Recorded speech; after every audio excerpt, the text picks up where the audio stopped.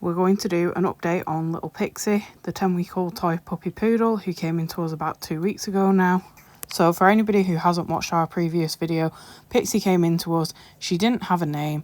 She was the only survivor from her litter. Apparently she hadn't been growing and hadn't been gaining weight since she was about 4 weeks old.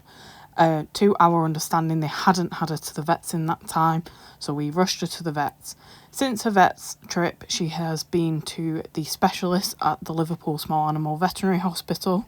We sent her there because we were concerned that she may have hydrocephalus, which is water on the brain. So when she went on Wednesday, she was unfortunately too small to do the MRI scan.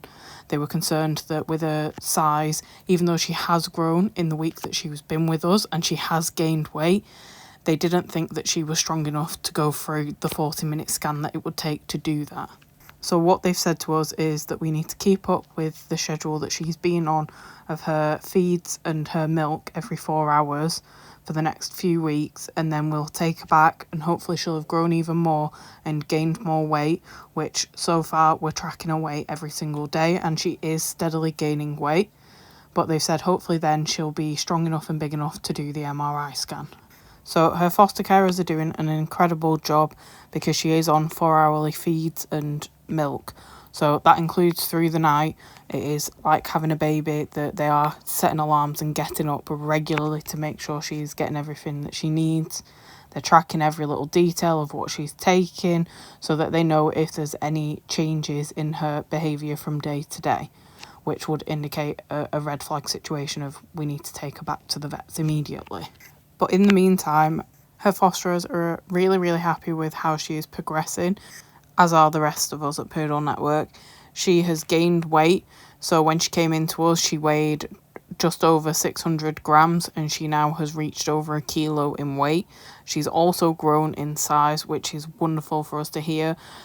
She is also able to hold herself up for longer periods of time. She's got a lot stronger on her legs and a lot more confident with her walking, and she was also struggling to hold up her head, which she's now progressed, and she has built up her muscles in her neck so she can now hold the weight of her head as well, which is incredible.